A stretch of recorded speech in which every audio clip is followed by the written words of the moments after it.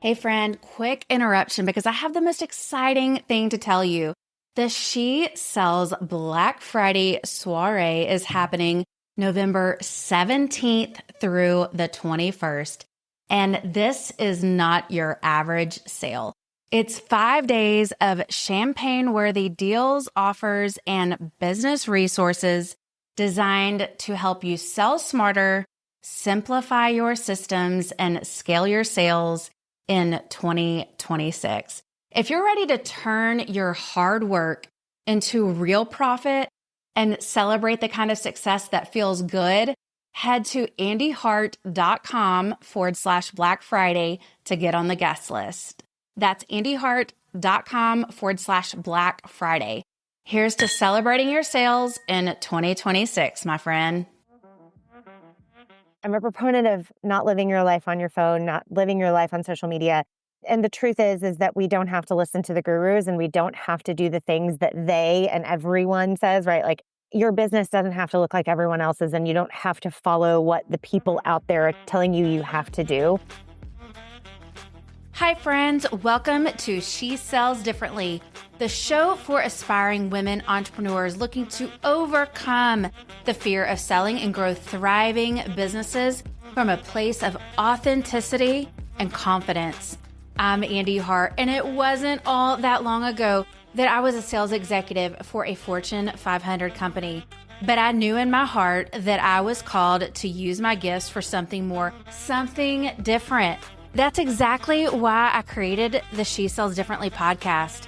Each episode is going to deliver you business strategies, tools, and mindset shifts to help set you and your brand apart from our culture's expectations. It's time to elevate your sales and build a profitable, sustainable business you're proud of, one built on integrity, grace, and humility. It's time to learn how to sell differently. Welcome to the She Sells Differently podcast. I'm so glad that you are here. If you are one of those out there that think you need thousands of social media followers to grow your business, today's episode is for you because most entrepreneurs are told that we need to grow our follower count and then everything else will fall into place. But what happens when your audience is small or when that ever-changing algorithm keeps shifting? And today we're going to flip that script. And I am honored to have Lindsay Fletcher as my guest today. Welcome, Lindsay. Hello. Thank you so much for having me. Yes, I'm so glad you're here. I love talking to Lindsay. We were just chatting before we hit record because Lindsay and I share very similar backgrounds in corporate sales turned entrepreneurs. And I'll let Lindsay share a little bit more of her story. But today we're going to be diving into how to land sales and expand your reach and grow a thriving business without being glued to social media 24/7. Can I get an amen? Amen. Yes. Amen to that. Yes. And I know all of my listeners out there are like leaning in because they're like what? yes. How do we do that? Yes. So share a little bit about your story because I love hearing about other entrepreneurs that have made the shift from corporate America too. Oh, gosh. Well, I have a long and windy path. I went through grad school and got a doctorate in audiology. So I worked in the clinic with patients with hearing loss for almost a decade. It was like 9.5 years. And then I shifted over and I just was not fulfilled by direct patient care. Like being in the clinic just wasn't filling me up. And so I moved from working in the clinic to being a clinical support and like / salesperson in the hearing technology space. My job was sales, but I also got to use all of the things that I did in the clinic with the complicated patients, which was the most fun for me. Those are the ones that I loved the most. And so I moved over into sales, had some really great success there, and COVID hit and the Lord called us out of corporate America. And it was a little scary and a lot of excitement and a lot of prayer and a lot of just taking the next step in faith. And we started a local service-based business in our community, and we've built a 7-figure business in 7 years. And I laugh every time I say this out loud, But I'm a proponent of not living your life on your phone, not living your life on social media. And the truth is that we don't have to listen to the gurus, and we don't have to do the things that they and everyone says, right? Like in air quotes, if this is an audio only thing, you can't see my hands, but your business doesn't have to look like everyone else's, and you don't have to follow what the people out there are telling you have to do. We built a 7-figure business in 3 years, and we have 26 TikTok followers. Isn't that amazing? Posted 4 times, I think. Like, I posted 4 times and I was like, what am I doing? Why am I on here? This is not going to do it. So I think the last time I checked, and I haven't checked it in months, but I think the last time I checked, we had 101 Instagram followers and a little over 400 Facebook followers. That's where our people live in the social media world. But the funny thing is, for probably a year prior to this, but the God was calling me to remove social media from my phone. It was a huge distraction. It was a huge time suck. And quite frankly, it was raising my anxiety through the roof. Like, my mental health was suffering because of my addiction to my phone. And in December of 2024, I very clearly heard God telling me, get that off your phone and just trust me. And I had this like internal battle because all the people out there said I had to have social media. Like, I had to be in all the places, and I had to do all the social media posting and the reels and all those things. And God was just like, no, trust me here. Like, you really don't. And if you get strategic and smart with your time and what you're doing, you really don't need this. And so fast forward, we're recording now in the middle of September or end of September. So 9+ months I've had it off my phone, and our businesses have continued to grow. And I'm being much more strategic with my time, and we are still on social media. We did not remove that from our strategy, but I'm just using it in a much smarter way. That's interesting. I just this past week, one of my pastor's wives made the comment in one of our small groups. She has a background in psychology, and she said, what a lot of people don't realize is that from a consumption standpoint, our minds are not made to consume knowledge at the rate that social media hands it to us. And so it's overwhelming. Yeah, it's just information overload. And it's not even just the like learning from the big gurus that have the giant followings, right? It's knowing that so-and-so went to dinner together, and knowing that so-and-so is on vacation, and then this person is posting a picture of their kids. Like, it's just too much information for our brains to wade through and understand what's important and what's not. Our brains just go into this like fight or flight mode, right? Yeah. That's so interesting. And I can even see from so many different aspects of our lives how it's overwhelming, from the personal aspect to the business aspect of what everyone's telling us we should be doing in our business. So, yeah. So, as you talk about your business has continued to grow, can you kind of expound on what are some of the more impactful strategies that you've implemented that you have attributed to your growth? So I would say the first thing is prayer in our business. So, we are Christian people, we're Christian business owners, but really, and I think you probably have a similar background. No one actually said this to me or to my husband when we were in corporate America, but there's a very clear unwritten rule that your faith stays out there. And you can pray for whatever you want out there. But in this business, in this corporate America land, we don't talk about that. We don't talk about politics, religion, right? Like there's like, you stay away from topics, and faith is one of those. And in my corporate America career, I definitely prayed for my customers, for their patients. Like, I would pray on my way, but it was not something that I would talk about or share about in appointments, because that was kind of, that was like that unwritten rule of that's off limits. But praying, and so that kind of carried into the start of our small business. And that, like, our faith wasn't in this, right? Like, our faith was still out there, and it wasn't in our business. And so one of the things that I started doing was praying specific things for our businesses. Like, Lord, bring us the right customers, not any customers, we're not made to serve everyone and in all the places. Bring us the right customers. Bring us the ones that will give us grace, that know our hearts, that see that we're trying to do a good job. Bring us customers that can afford our services and will take our advice seriously. And then, things like, hey, in our service-based business, bring us the right employees. And that's been an area of struggle, and so bring us the right employees. We want to build an impactful business in our community.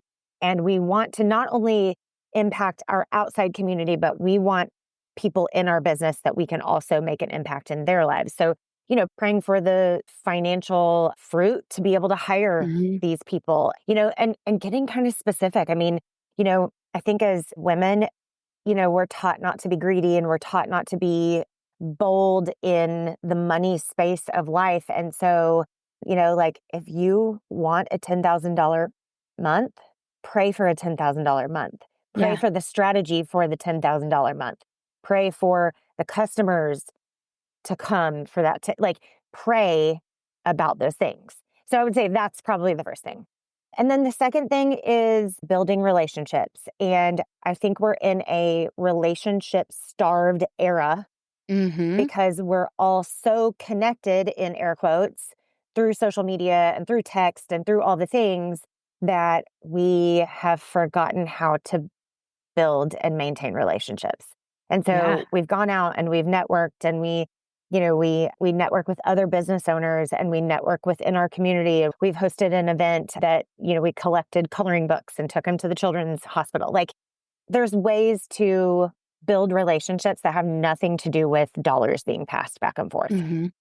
I love that. Yeah. And I think that the networking just to serve is so underrated, especially in the new way of working where it is so remote, post COVID.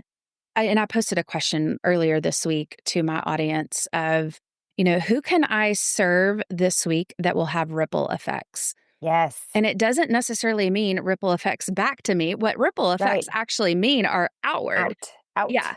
And so going back to what you just said, as Christian business owners, that's the legacy that we want to leave. We want to serve ultimately to bring glory to God, but also to have an impact on the community and on others for the glory of God, right? And so that is a part of networking and looking how you can, to serve others.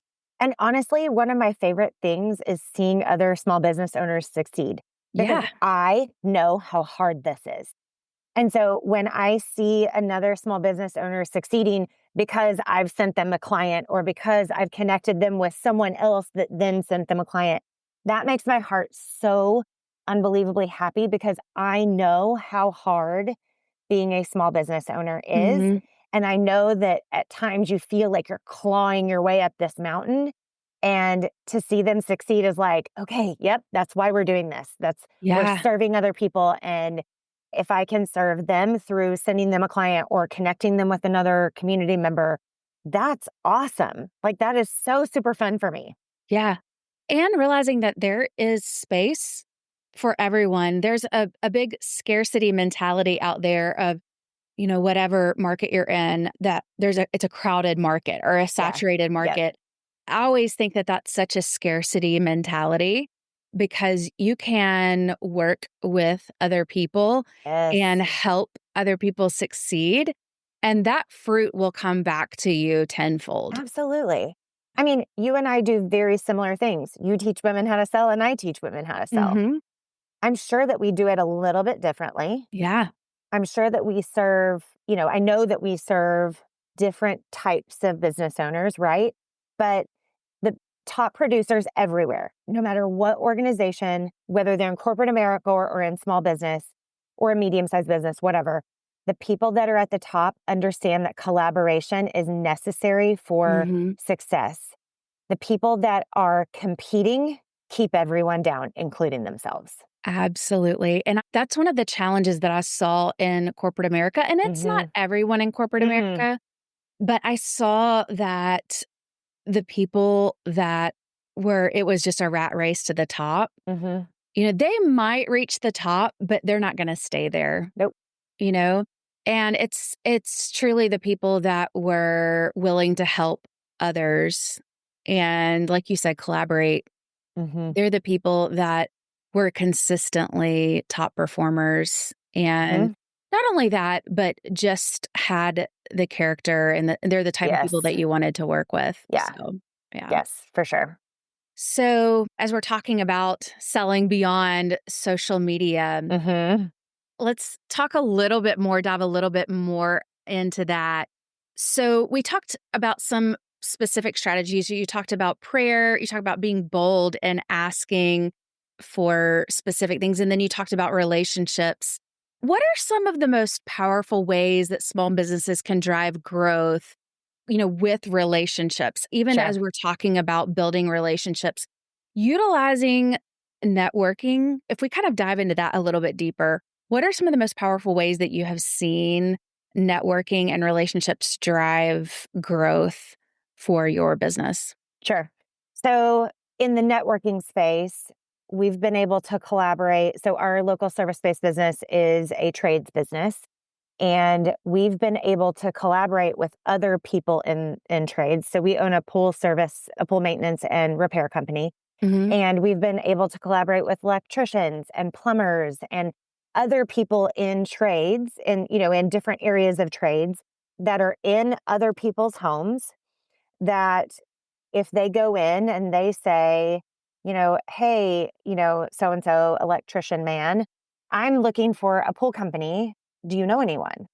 Or they come to us, or we recognize they have electrical issues with their pool equipment that are outside of our licensing. We then say, hey, we work with this electrician or that electrician, and we'd like to bring them in. So it's about collaborating. It's about showing up and doing the work and doing it well Hmm. to show the other business owners that you're trustworthy. And then it's also about driving business for them. Yeah. Give before you receive, because if you give before you receive, you will always receive back. Hmm. And so I would just say, if you're a real estate agent, for example, find the title people and the mortgage people and the insurance people, all the other professionals that work in the real estate world that aren't real estate agents. Find those people, but also find the other real estate agents. Like, collaborate with them, talk to them about what they're doing, share the homes that you've got on the market or the buyers that are looking. Like, be in communication with them, help them out, so that they will be invested in you and they'll want to help you when the time comes. Yeah. That's a perfect example. And no matter what industry you're in, Mm-hmm. there are business owners that have a similar target market or even the same target market, but they do something that's a little bit different.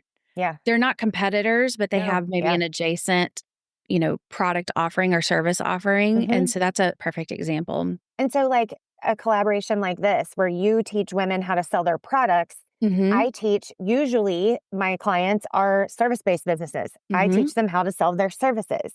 And so we do the same things, but for different groups of people. So Yes. collaborating, I'm coming on your podcast, you're coming on mine, and we're able to help each other that way. I mean, before we even started recording today, we were like, oh my gosh, we could do this and we could do that and we could, right? Yes. And so, but that's how it starts. It just starts with being like extending a branch and saying, hey, come on over. Let's talk about how we could help each Yeah. other.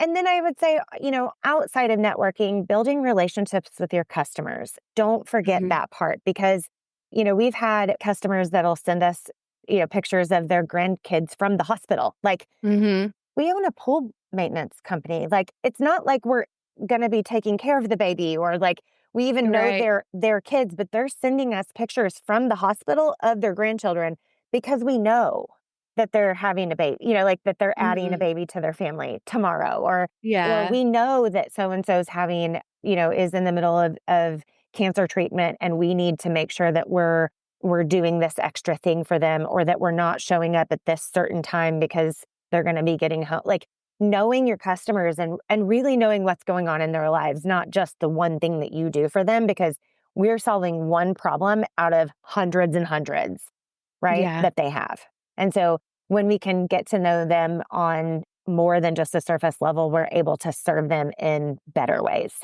And I love that. I always say that that's serving with excellence Mhm. too, which is what the Lord calls us to do, Mhm. is to truly serve and use the gifts that he's given us with excellence, you Mhm. know? Well, and that's I mean, Jesus modeled that throughout his ministry, right? Like, he didn't just go, "Hey, I'm the healer. Hey, I'm the miracle worker. Hey, I'm the this." He got to know people and he built relationships with them and saw their hearts before Yes. really anything happened. Yeah. And that's an interesting point that you make because he modeled that so well in that he already knew their heart, Yeah. He already but knew all the things. he demonstrated what actually getting to know someone looked like, you know? Mhm. Yeah. So, what beauty. So, if someone is listening and Mhm. they have fewer than 500 followers, Sure. they have a small social media following and they're thinking, okay, well, I have been told I need to grow my following to grow my sales. Where would you recommend that, maybe you're saying, okay, hit pause on social media. Sure. What is maybe one simple process or one simple system that they can implement in their small business to start generating more sales conversions offline or off social media this week? So, I would look at where are your leads coming from? Are they coming from your email list? Are they coming from your social media? Are they coming from referrals? And then I would figure out what you've closed in the past and put that process into place. It's not complicated. Everyone wants to make sales and Yes. marketing so stinking complicated. It's not. It's really simple. It's not easy, but it's simple. Like, just rinse and repeat. You need to ask questions. You need to make sure you really understand what they need and what their complaints were, or with another company if they've used someone else, or what complaints they have or what problems they've got so that you can really understand whether you can solve them or not. And don't be afraid to turn away business. I think that's something that people get really wrapped up tight about is I have Oh, to yeah. take everybody because I no, if you cannot serve them well, you should not be serving them. And that's where those relationships with Amen. other business owners come in, is that you can still look like the hero by getting them to the person that can serve them.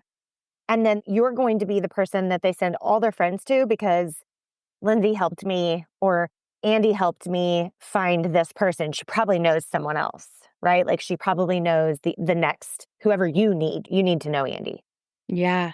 I have mentioned that before, and I think that's so countercultural to what Mm. a lot of the Oh, sales trainings, especially yes. in corporate, talk Yes. about that you are not for everyone. And it is okay to say no if they're not the right fit Hmm. as a customer. Yeah, And because very important. ultimately they'll end up costing you money and time and energy and mental capacity and bandwidth and all the things if they're not Yes. right. Oh, yes. Say it louder for the people in the Oh, back. girl, I can't. I'm going to step off that soapbox because Yes. I could go for days on that. Yes. It's so true, but it's also a hard trap to fall Mhm. into. Especially, I mean, it's easy to do having come from a corporate sales job, and I Mhm. can't even imagine having not had that experience, but as a small business owner where you can sometimes feel, just starting Like, I have to take desperate, everyone because you I've got know? to make money. Yeah. Yes, absolutely.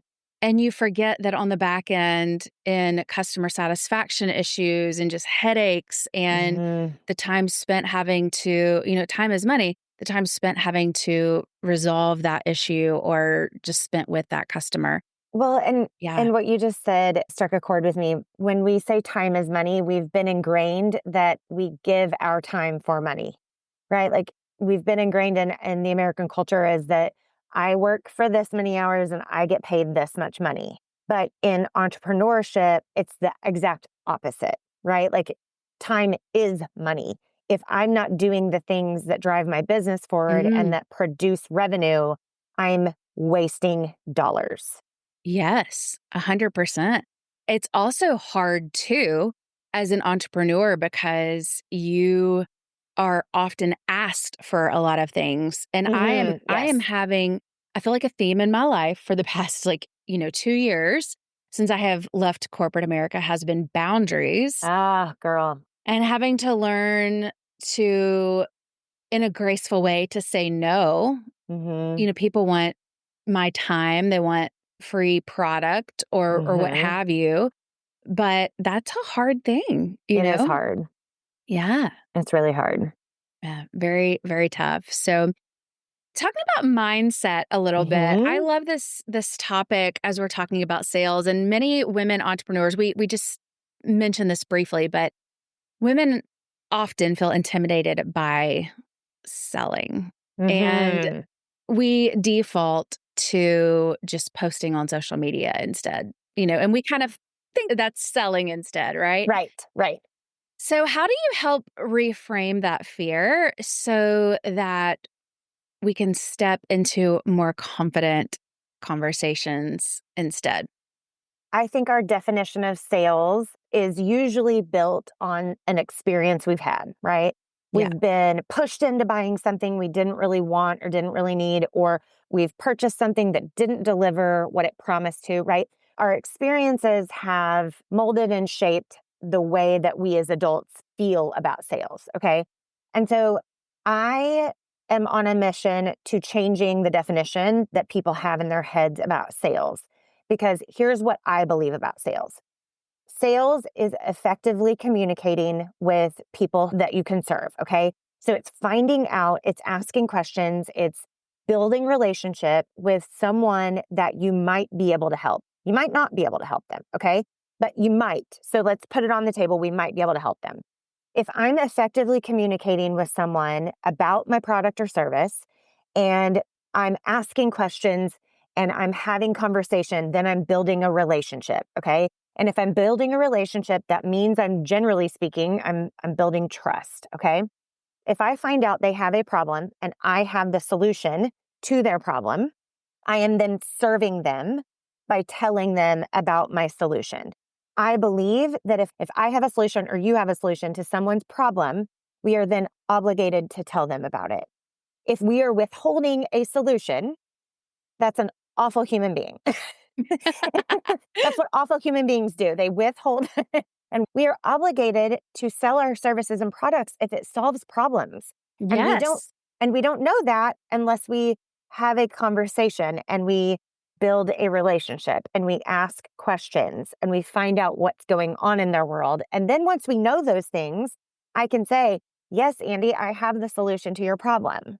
But if Yes. I withhold that, that's just mean. Yes. And if you think about it that way, it takes the pressure off of what sales is and pushing people into it. It's more about exploring and finding out and learning about other people and then Mhm. solving their problem when you can. Yeah.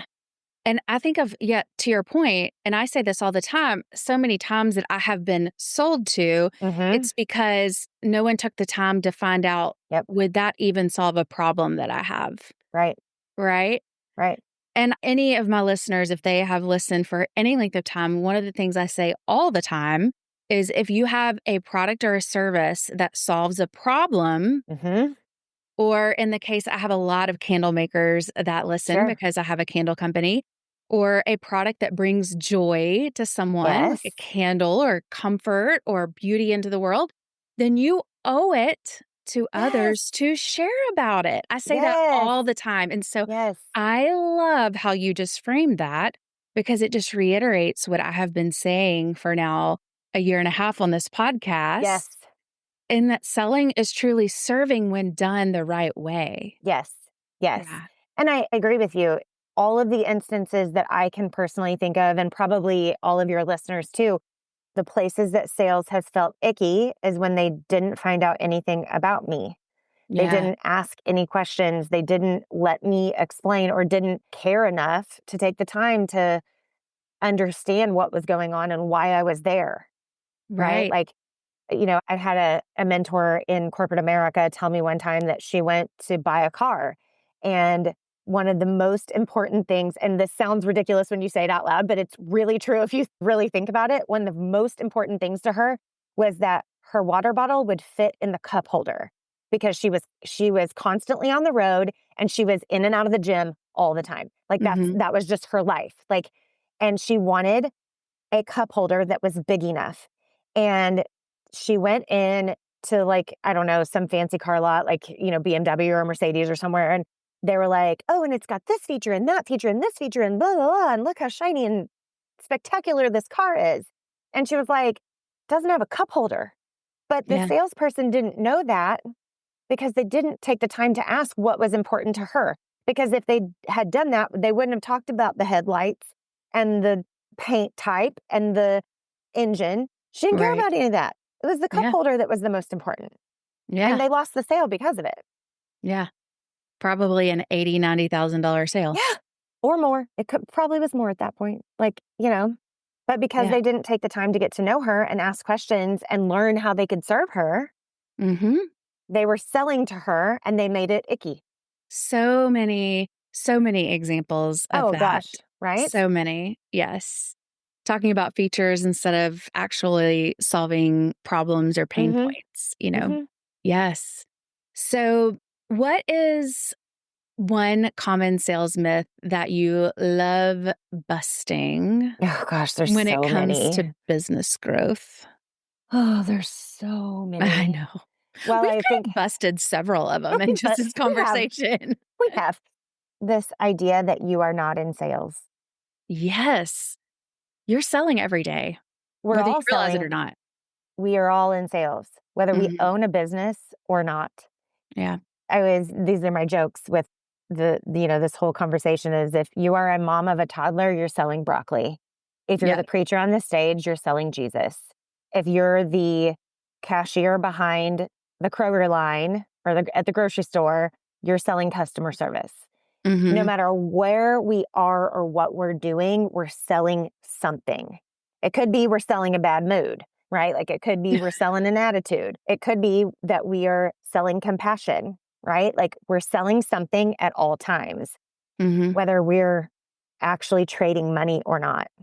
Yeah, absolutely. That's so good. Especially if you own a business, good Lord, you're in sales. Yeah, girl. And it's so important for small business owners, entrepreneurs to recognize that whether you're trading money or not, you're selling your brand, which eventually is money, right? But reputation. Yes. And got to learn sales. Got to learn sales. Yes. Amen. We're preaching to the choir here. Yes. So where can my listeners find you? And I know that you had a freebie that I love. I'm so excited to dive into this too. I have 5 prayers for your small business. You can find it at prayer.lindsayfletcher.co. It's not .com, it's .co. The .com was taken, apparently. I don't remember. We'll put it in the show notes too for anyone that needs it. Yeah. I'm not really on social media. I have like I said, I've removed it from my phone, which has really cut down the amount of hours that I'm on. And I haven't missed it really at all. Yes. So I do have a Facebook group. It's called She Builds Collective. So you can find me inside of there. I have an Instagram. I haven't deleted my accounts. I have an Instagram, but I'm not on it. I think the last post was from I don't know, sometime a long time ago. So don't look me up there. She's practicing what she preaches. Yeah, I really am. And I can't even tell you, I can't even begin to explain to you the benefits of not having that on my phone. But that's an episode for another day. But yeah, you can find me inside my group. You can also email me at hello@lindsayfletcher.co. I'm the only one that reads my emails and responds back to you. So reach out to me there. We will put all of that in the show notes and make sure to grab Lindsay's freebie, 5 prayers for your small business. I love that. So I hope that you found this helpful. I know I sure did. And if you love this episode, make sure you share it with another business owner who needs encouragement. And if you want more countercultural sales strategies, make sure you're subscribed to the She Sells Differently podcast. And we will be back next Wednesday with a fresh episode. Until then, I am cheering you on. All right, that's a wrap on today's episode of She Sells Differently. Friends, it would be a huge blessing to me if you would take 2 seconds to rate and subscribe to my podcast. New episodes drop every Wednesday. Until then, I'm cheering you on in your entrepreneurial journey. See you next time.